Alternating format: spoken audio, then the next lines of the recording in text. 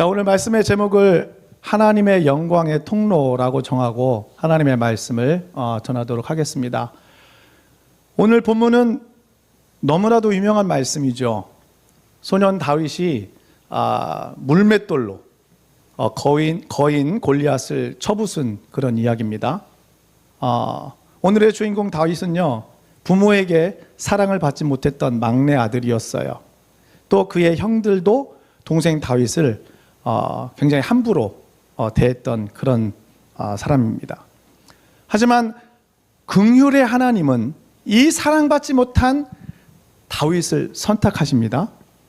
뿐만 아니라 이 다윗을 이스라엘의 왕으로 세우시고 그 손으로 수많은 원수들과 땅을 정복하게 하셔요.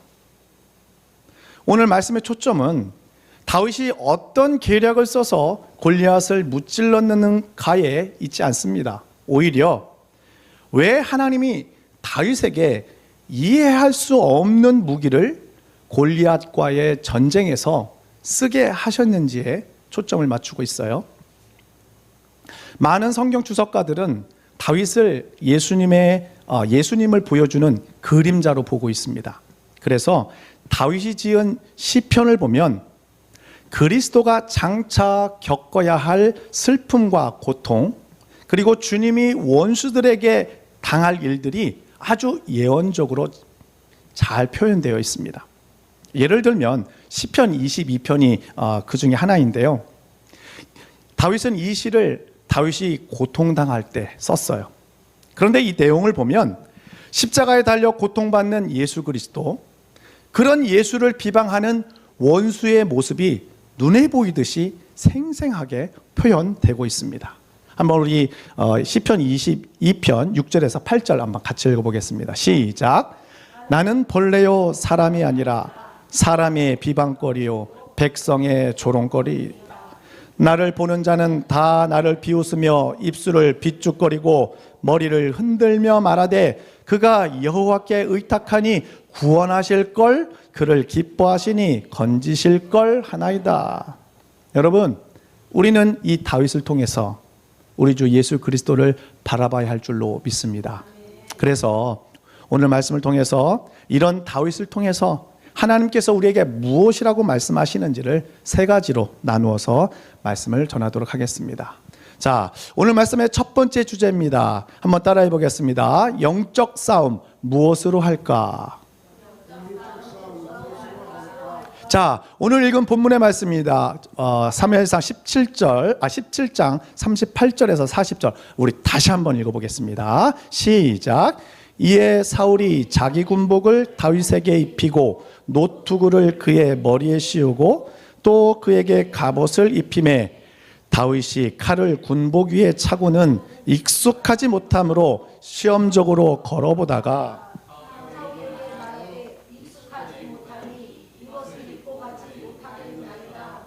곧 벗고 손에 막대기를 가지고 시내에서 매끄러운 돌 5을 골라서 자기 목자의 제구 곧 주머니에 넣고 손에 물매를 가지고 블레셋 사람에게로 나아가니라. 아멘.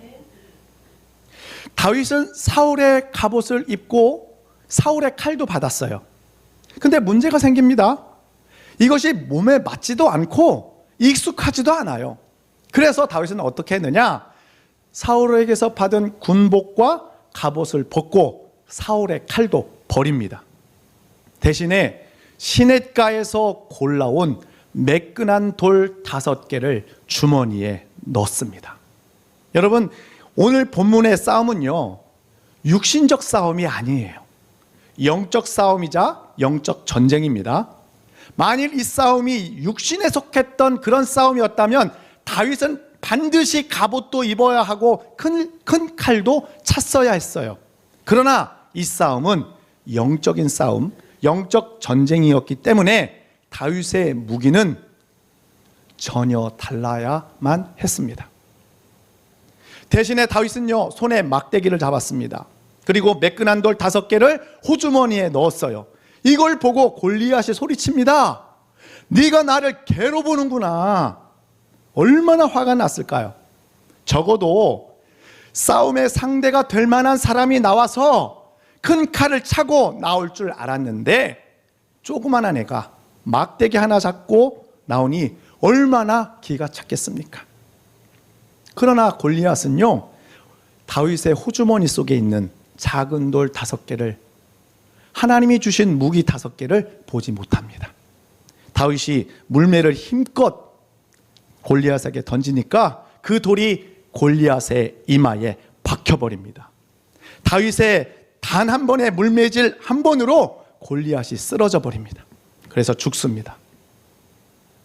다윗은 죽은 골리앗의 칼을 빼내어서 그의 목을 자릅니다. 그랬더니 수많은 블레셋 병사들이 사방으로 도망합니다. 이렇게 해서 다윗과 골리앗의 싸움, 이스라엘과 블레셋의 싸움, 하나님과 사탄과의 싸움이 하나님의 승리로 끝이 나게 됩니다. 자, 사무엘상 17장 50절에서 51절 우리 읽었지만 다시 한번 보겠습니다. 시작. 다윗이 이같이 물매와 돌로 블레셋 사람을 이기고 그를 쳐 죽였으나 자기 손에는 칼이 없었더라. 다윗이 달려가서 블레셋 사람을 밟고 그의 칼을 그 칼집에서 빼내어 그 칼로 그를 죽이고 그의 머리를 베니 블레셋 사람들이 자기 용사의 죽음을 보고 도망하는지라. 아멘. 여러분, 골리앗은요 단순한 거인이 아니에요. 골리앗은요 사단을 상징합니다. 우리의 영적 원수를 상징해요. 우리가 하나님께 나아가는 것을 방해하고 우리의 죄들을 들춰내서 밤낮 하나님께 고소 고발하는 마귀를 상징합니다. 우리는 치열한 영적 전쟁 중에 살고 있어요. 이 싸움에서 이기면 많은 전리품을 얻어서 기뻐하겠지만 반대로 이 전쟁에서 진다면 우리는 그 영역에서, 적어도 그 영역에서는 사탄의 포로가 됩니다. 그러면 그 영역에서는 괴로움과 한숨으로 살 수밖에 없어요. 여러분의 삶은 어떻습니까? 지금 치열한 영적 전쟁 중입니까? 아니면 너무나 평온하고 즐거운 삶으로 가득 차 있습니까? 마귀는 은사자처럼 삼킬 자를 찾고 있습니다. 마귀는 여전히 성도들의 삶을 넘어뜨리려고 시험에 빠지도록 무던히 애를 쓰고 있어요. 여러분, 성도들의 삶은요 중간 단계가 없어요. 먹히든가 먹는가입니다. 이기는가 지든가예요. 여러분, 여러분에게서 일어나는 여러분의 영적 전쟁을 여러분 인식하시기를 예수님의 이름으로 축복합니다. 그리고 반드시 승리하시기를 주님의 이름으로 축복합니다. 그렇다면 하나님은 왜 다윗으로 하여금 시냇가에서 돌 5개를 주어서 호주머니에 넣게 하셨을까요? 혹시 그 돌에 신묘막측한 능력이 있어서였을까요? 아니죠. 그렇다면 어떤 이유였을까요? 자, 다니엘서에 보면 하나님을 대적하는 거대한 신상이 세워집니다. 근데 난데없이 날아든 돌 하나가 그 우상을 깨뜨려 버려요. 여기에서 나오는 돌이 바로 하나님의 말씀으로 세워지는 하나님의 나라를 상징합니다. 예수 그리스도를 상징하죠. 이와 같이 다윗이 던진 물맷돌은 바로 하나님의 말씀과 하나님의 권세와 능력을 상징하는 겁니다. 이해가 되십니까? 하나님의 말씀은 살아있고 힘이 넘칩니다. 하나님의 말씀은 어떤 양날 칼보다도 날카로워요. 그래서 사람의 속을 꿰뚫어서 혼과 영을 갈라내고 관절과 골수를 갈라내고 내 속에 있는 생각과 의도를 밖으로 드러내십니다. 하나님은 다윗에게 사울의 갑옷을 주지 않았어요. 하나님은 다윗이 사울의 칼 쓰기를 원하지 않으셨습니다. 하나님은 다윗이 하나님이 주신 무기, 그 하나님의 말씀으로 싸우기를 원하셨어요. 여러분도 하나님의 말씀으로 싸우시기를 예수님의 이름으로 축복합니다. 그래서 다윗은요 매끈한 돌 5개를 골라 호주머니 속에 담아서 골리앗과 싸워서 승리했던 겁니다. 그렇다면 나와 여러분은 나의 호주머니, 나의 마음속에 무엇을 담아야 할까요? 바로 하나님의 살아있는 말씀인 줄로 믿습니다. 영적 전쟁에서 하나님의 말씀을 가지면 반드시 승리합니다. 그러나 하나님의 말씀이 없으면 내가 아무리 노력해도 반드시 패할 수밖에 없어요. 여러분, 진자와 이긴 자의 차이점이 무엇인지 아십니까? 바로 하나님의 말씀이 내 안에 있느냐 없느냐예요. 이 차이밖에 없습니다. 예수님이 성령을 받으시고 광야로 나가셨어요. 40일 동안 먹지 않고 마시지 않으셨어요. 주님의 육체는 심한 굶주림과 목마름으로 가장 연약한 상태가 되어 있었습니다. 그런데 이 틈을 타서 사단이 예수님을 시험합니다. 이때요, 예수님은 예수님의 비장한 무기를 꺼내셨어요. 기록되었을 때 사람이 떡으로만 살 것이 아니요 하나님의 입에서 나오는 모든 말씀으로 살 것이니라. 우리도 한번 선포해 보겠습니다. 기록되었을 때 사람이 떡으로만 살 것이 아니요 하나님 입에서 나오는 모든 말씀으로 살 것이니라. 또 기록되었을 때 주 너희 하나님을 시험하지 말라. 사탄아 물러가라. 기록되었을 때 주 너희 하나님께 경배하고 다만 그분만을 섬기라 하였느니라. 아멘. 만일요, 그럴 리는 없겠지만 예수님의 마음속에 이 하나님의 말씀이 없었다면 예수님은 실패하셨을 거예요. 그러면 우리의 구원자도 되지 못하셨을 겁니다. 그러나 예수님이 누구십니까? 예수님은요, 하나님의 말씀 그 자체예요. 그래서 오직 예수님의 입에서만 하나님의 말씀이 나오십니다. 아멘.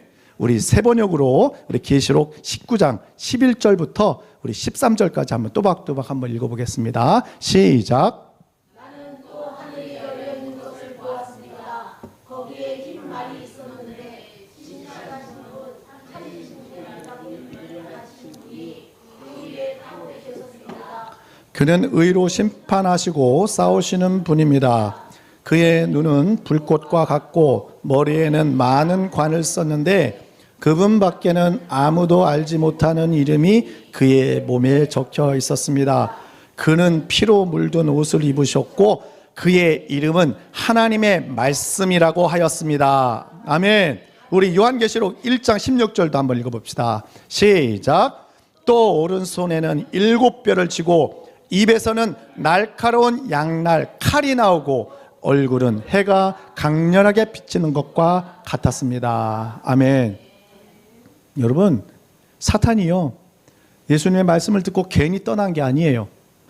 그 예수님의 입에서 나오는 말씀의 검이 사탄을 찔러버린 겁니다. 여러분, 우리가 믿는 예수 그리스도가 바로 하나님의 말씀입니다.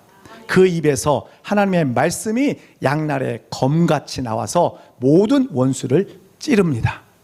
그러므로 더욱더 여러분, 예수 그리스도를 가까이 하시기를 예수님의 이름으로 축복합니다. 자, 오늘 말씀의 두 번째 주제입니다. 한번 따라해 보겠습니다. 믿음의 말이 중요하다. 자, 오늘 다윗은요, 적장 골리앗을 향해 이렇게 선포합니다. 너는 칼과 창과 단창으로 내게 나아오거니와 나는 만군의 여호와의 이름 곧 내게 모욕하는 여호와 하나님의 이름으로 나아가노라. 자, 오늘 읽었습니다만 다시 한번 좀 읽어볼게요. 우리 17장 45절에서 47절 같이 한번 읽어보겠습니다. 시작. 다윗이 블레셋 사람에게 이르되 너는 칼과 창과 단창으로 내게 나아오거니와 나는 만군의 여호와 이름 곧 내가 모욕하는 이스라엘 군대의 하나님의 이름으로 내게 나아가노라. 오늘 여호와께서 너를 내 손에 넘기시리니 내가 너를 쳐서 내 목을 베고 블레셋 군대의 시체를 오늘 공중의 새와 땅의 들짐승에게 주어 온 땅으로 이스라엘의 하나님이 계신 줄을 알게 하겠고 구원하심이 칼과 창에 있지 아니함을 이 무리에게 알게 하리라. 전쟁은 여호와께 속한 것인즉 그가 너희를 우리 손에 넘기시리라. 아멘. 한번 따라해 보겠습니다. 전쟁은 여호와께 속한 것인즉 그가 너희를 우리 손에 넘기시리라. 아멘.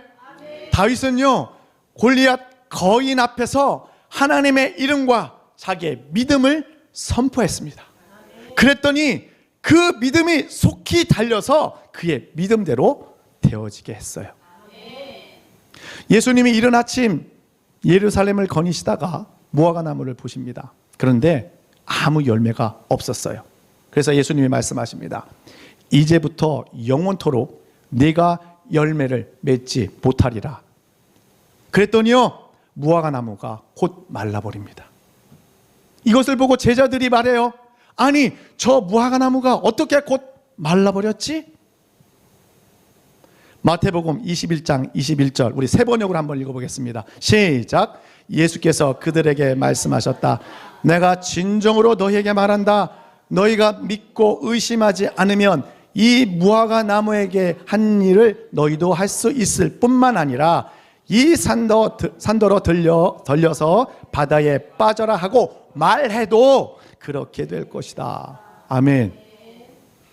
여러분, 말하는 것이 굉장히 중요합니다.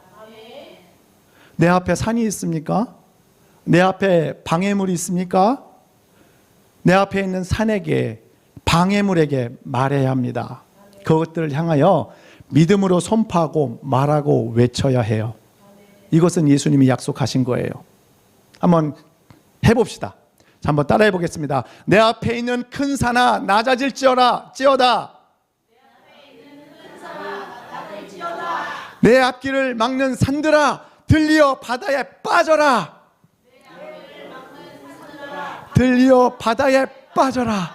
너무 길어서 제가 저의 수준도 여러분과 별반 다르지 않음을 제가 간과했습니다. 죄송합니다.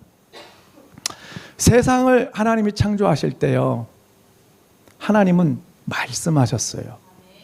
하나님은 말을 하셨어요.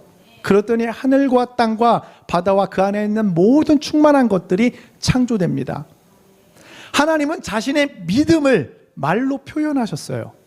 자신의 생각과 계획을 말씀으로 명령하셨어요. 그랬더니 만물이 그 말씀에 순종합니다.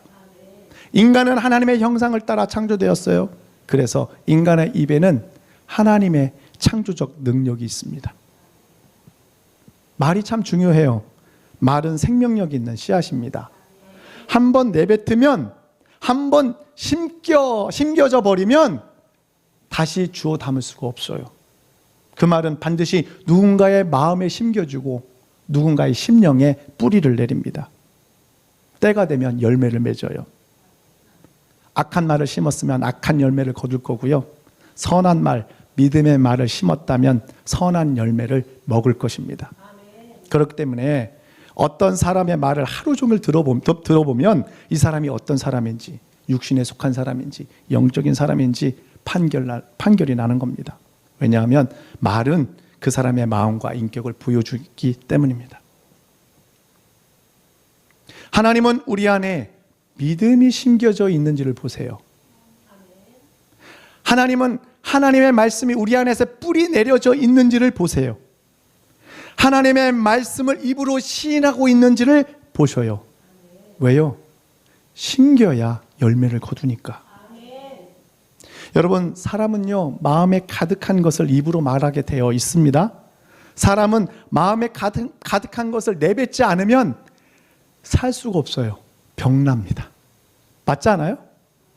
내가 누군가의 비밀을 알고 있는데 말하지 않으면 안 돼. 임금님 귀는 당나귀 귀야. 대나무 숲에 가서도 얘기를 하잖아요. 왜요? 병나기 때문에 그래요. 예수님도 말씀하십니다. 누가복음 6장 45절에 선한 사람은 마음에 쌓은 선에서 선을 내고 악한 자는 그 쌓은 악에서 악을 내나니 이는 마음에 가득한 것을 입으로 말함이니라. 여러분, 갈릴리 가나 혼인잔치에서 물이 포도주가 됩니다. 왜 그렇게 되었습니까? 6개의 물동이에 물을 가득 채우니 그렇게 되었어요. 물이 가득 채워지기 전에는 여전히 맹물이었지만 가득 채워졌으니 그때야 비로소 포도주가 됩니다. 마찬가지로 우리 안에 하나님의 말씀으로 가득 채워지면 하나님의 말씀의 역사가 일어나요. 내가 하려고 해서 되는 게 아니라 저절로 이루어집니다. 이것이 바로 하나님의 나라예요. 이것이 열매예요. 내가 포도주가 돼야지 해서 포도주가 되는 게 아니라 내 속에 하나님 말씀이 가득 채워지면, 물이 가득 채워지면 포도주가 그냥 된다니까요. 주전자에 물이 끓으면 그 증기 때문에 뚜껑이 들썩거립니다. 이 원리로 증기기관이 만들어져요. 그래서 기차가 다니고요. 심지어 터빈을 돌려서 전기도 만들어집니다. 여러분의 마음을 하나님의 말씀으로 채우시길 바랍니다. 그러면 반드시 하나님의 말씀의 역사가, 그 열매가 일어나는 줄로 믿습니다. 이것이 바로 100배의 축복이에요. 내가 하면 하나만 거둘 수 있어요. 이것이 정상이죠. 많아봐야 뭐 200~300%, 2배, 3배죠. 그러나 하나님 나라는 100배입니다. 그것이 하나님 나라예요. 그러나 사람들은요, 여전히 믿는다고 하지만 믿음을 소리내거나 말씀을 입으로 고백하지 않습니다. 왜요? 하나님의 말씀이 머릿속에만 있기 때문에 그래요. 머리로는 하나님의 말씀을 이해했을 줄은 모릅니다. 그래서 많은 말씀을 암송할 수도 있어도 그 말씀이 내 마음에 들어가지 않으면, 심겨지지 않으면 절대로 역사가 일어나지 않아요. 그래서 영적 싸움에도 실패합니다. 그 결과 어떻습니까? 우리의 마음이요, 하루에도 12번씩 움직입니다. 이런 나를 볼 때 너무 고통스러운 거예요. 여러분, 저만 그런가요? 여러분 안 그래요? 여러분의 저 표정이 안 그런 것 같은 그런 표정이었어요. 입에서 나오지 않는 믿음, 이것은요, 뱃속에서 나오지 않는 태아와 같습니다. 출산일이 되었는데 아기가 나오지 않으면 어떻게 될까요? 굉장히 위험하죠. 마찬가지로 믿음은 내 입에서 말로 선포되어야 합니다. 이것이 말씀을 심는 거예요. 그래야 역사가 일어나요. 반대로 선포되지 않는 믿음, 심어지지 않는 믿음은 그 자체로 죽은 믿음이요, 쓸모가 없는 지식일 뿐입니다. 로마서 10장 10절 우리 함께 읽어보겠습니다. 시작. 사람이 마음으로 믿어 의에 이르고 입으로 시인하여 구원에 이르느니라. 신명기 30장 14절 시작. 오직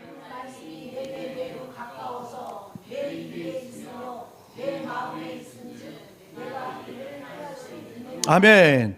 여호수아 1장 8절입니다. 시작. 이 율법책을 내 입에서 떠나지 말게 하며 그것을 묵상하여 그 안에 기록된 대로 다 지켜 행하라. 그리하면 내 길이 평탄하게 될 것이며 내가 형통하리라. 아멘. 여기 나오는 묵상이란 말은요, 낭독하다라는 말이에요. 작은 소리로 으르렁거리며 사자가 으르렁거리듯이 낭독하다는 것을 이야기해요.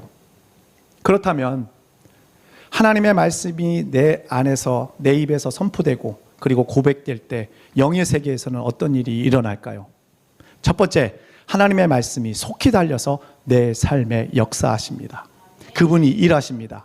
우리 시편 147편 15절 함께 읽겠습니다. 시작. 그의 명령을 땅에 보내시니 그의 말씀이 속히 달리는도다. 두 번째, 하나님의 말씀을 보내서 우리를 고치시고 모든 위경에서 건지십니다.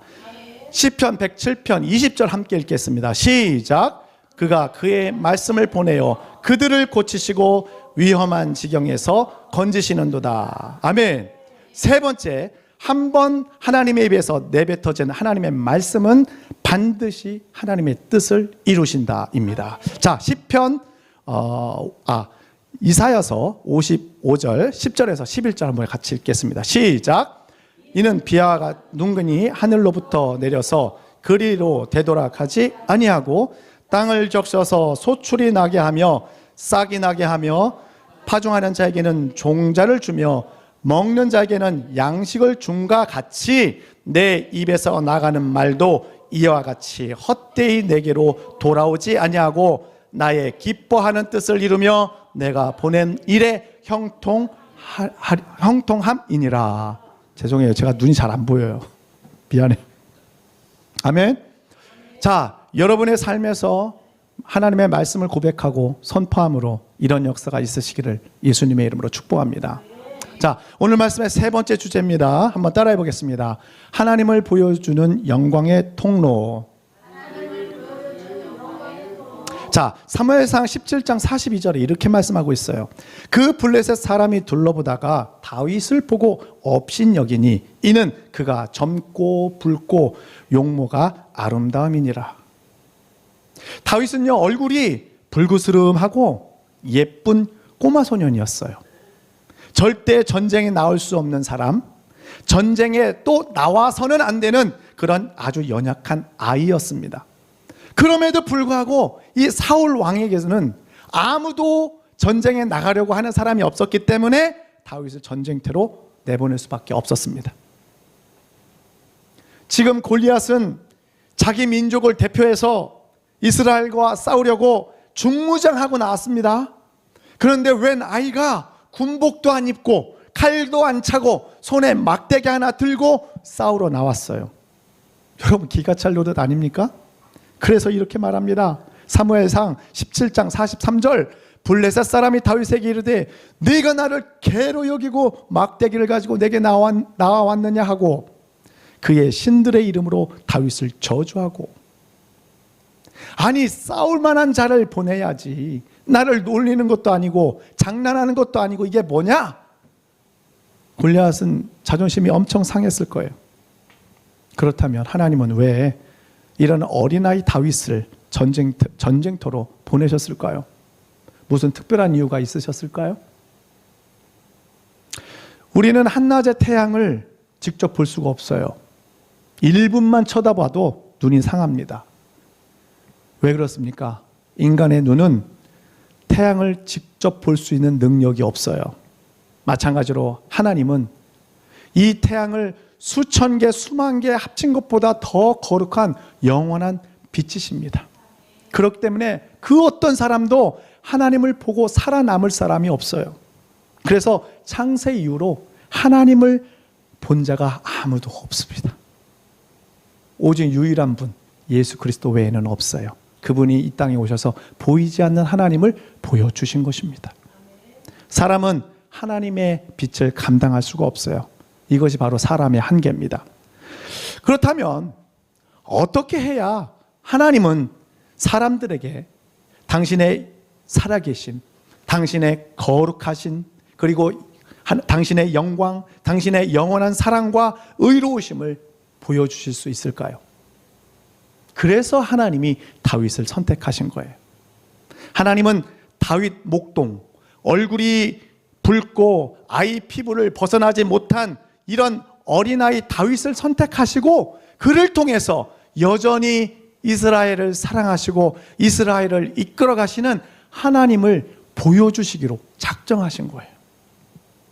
그래서 모든 이스라엘 백성은 물론 주변의 모든 이방 민족들까지도 천지를 창조하신 하나님, 만물을 주관하시는 하나님을 다윗을 통해서 보게 하신 겁니다. 다윗은 이런 통로로, 즉 보이지 않는 하나님의 신성과 영원한 속성을 만민에게 보여주는 제한적인 통로로 쓰임 받은 거예요. 만일 다윗이 골리앗처럼 기골이 장대하고 싸움을 잘해서 골리앗을 이겼다면 이를 통해서 하나님이 드러나셨을까요?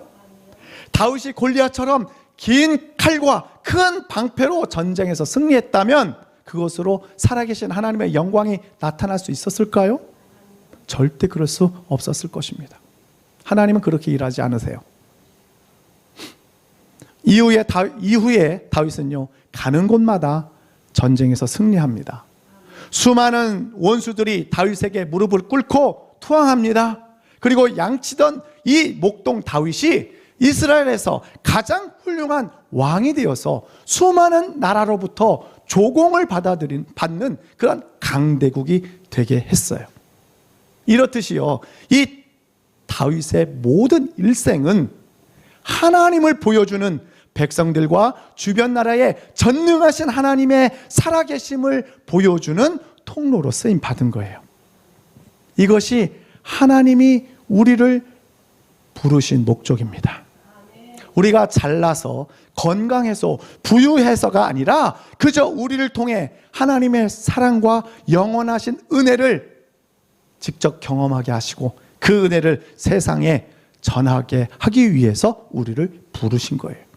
이를 위해서 인간은 하나님의 형상으로 창조되었습니다. 우리는 하나님의 영광을 위해서 창조된 존재예요. 이후에 하나님께서 또 다윗에게 이렇게 약속하십니다. 내가 다윗의 왕위를 영원히 견고하게 할 것이다. 즉 하나님의 사랑과 공의가 다윗에게뿐만 아니라 다윗의 후손들에게도 대대손손 이어질 것이라고 약속하세요. 여러분, 이게 무슨 말이냐면 만약 다윗이 영원히 사는 존재였다면 아마 하나님은 이 다윗에게 영원히 하나님의 영원한 은혜를 표현하셨을 거예요.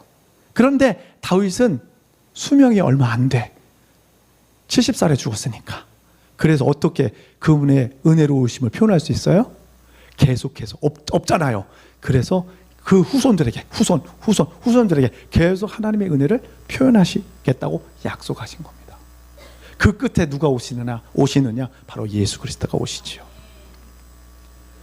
말 그대로요. 내가 나라로부터 연금을 받는데, 국민연금을 받는데 내가 죽으면 끝나는 게 아니라 내 자손에게 또 자손에게 계속 주겠다고 하는 나라의 약속과 같은 거예요. 그래서 이 나라가 얼마나 부유한지를 보여주는 그런 것과 같은 약속이라는 거죠. 우리 모두는 하나님의 형상으로 창조되었습니다. 이 말은 우리 모두가 보이지 않는 하나님을 보여주는 존재, 보이지 않는 하나님의 영원한 힘과 사랑을 나타낼 수 있는, 표현할 수 있는 유일한 존재라는 거예요. 다윗은 이것을 보여주는 샘플입니다. 미리 보기예요. 쇼츠입니다. 쇼츠. 이 다윗 속에 바로 제가 들어있고 여러분도 들어있습니다. 한번 따라해 보겠습니다. 다윗 속에 내가 포함되어 있다. 아멘. 오직 하나님의 형상으로 지음을 받은 사람만이 하나님을 보여줄 수 있고 하나님과 교제할 수 있어요. 이것이 바로 사람 창조의 특별 목적입니다. 결단코 강아지가, 고양이가 하나님을 표현할 수가 없어요. 그런데 때가 되어서 다윗의 후손으로 한 분이 태어나죠. 그분이 바로 예수 그리스도예요. 하나님 아버지께서 그 아들을 통해서 자신을 나타내십니다. 아버지께서는 그 아들 예수 그리스도를 통해서 보이지 않는 하나님을 완전하게 보여주십니다. 또 그분의 능력, 그분의 사랑, 그분의 의로우심을 하나도 빼어놓지 않고 하나님의 아들 예수 그리스도를 통해서 보여주셨어요. 그 절정이 바로 십자가와 부활입니다. 그의 아들 예수 그리스도는 아버지를 절대로 제한하지 않으시고 철저히 순종하심으로 아버지를 우리에게 보여주셨어요. 그러므로 예수를 믿는 것이 바로 하나님을 믿는 것이요, 예수 그리스도께 순종하는 것이 하나님께 순종하는 것이 되는 것입니다. 이것이 바로 하나님 아들의 독생자의 영광이에요. 예수 외에는 다른 통로가 없어요. 그래서 독생자의 영광입니다. 세상에는 수많은 신들이 있습니다. 그리고 수많은 종교 안에 각자가 섬기는 신들이 있어요.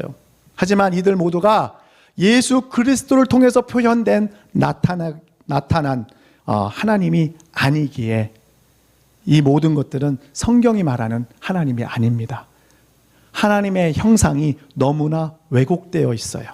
그래서 이들 모두가 하나님이 아니라 우상입니다. 오직 예수님만이 하나님을 아는 유일한 길이요, 진리요, 생명이지요.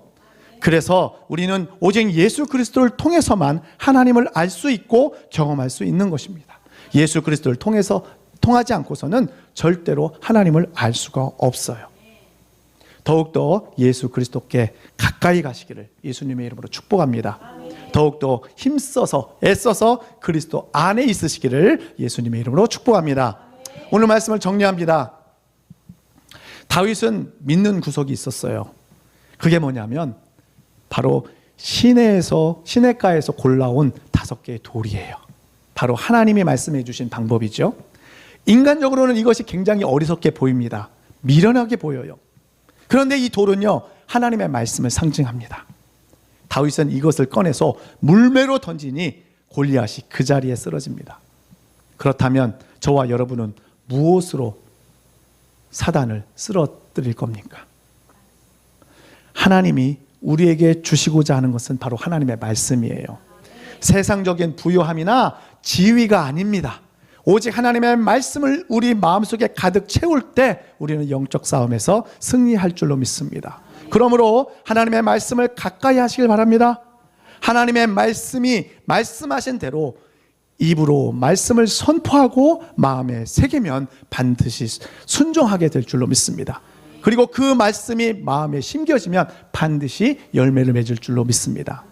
보이지 않는 하나님은 다윗을 통해서 하나님의 살아계심을 보여주셨어요. 다윗의 전 일생을 통해서 이스라엘은 물론 주변 이방인들이 살아계신 하나님을 경험합니다. 아무 힘없고 보잘것없는 다윗이 전능하신 하나님의 능력을 보여주는 통로가 되었어요. 다윗이 능력이 있어서가 아니라 오히려 그 반대로 다윗이 너무 연약하고 어리기 때문에 쓰임을 받은 것입니다. 이것을 알기에 다윗은 하나님의 말할 수 없는 은혜를 찬양할 수밖에 없었어요. 때가 찾아 하나님의 아들 예수 그리스도께서 다윗의 자손으로 오십니다. 하나님의 은혜가 다윗에게 흐르고 흘러 넘쳐서 다윗의 자손으로 하나님의 아들이 나오셨어요. 그러나 이분은요, 이 예수님은 다윗보다 더 훌륭하고 위대한 능력을 가지신 분이에요. 이분은 만왕의 왕이고 만주의 주이시며 장차 산자와 죽은 자를 심판하러 오시는 심판자이십니다. 그렇기 때문에 우리는 다윗보다도 더 완전하고 더 선명하게 하나님의 영광을 보며 그리스도를 통해서 은혜 위에 은혜를 누리게 되는 것입니다. 예수 그리스도와 더욱더 깊이 연합하시기를 예수님의 이름으로 축복합니다. 우리가 예수님과 함께 연합하여 살 때 그분과 함께 먹고 마시는 놀라운 은혜의 축복이 우리와 함께 있게 될 것을 믿습니다. 그러한 저와 여러분이 되시기를 예수님의 이름으로 축복합니다. 아멘. 기도하겠습니다.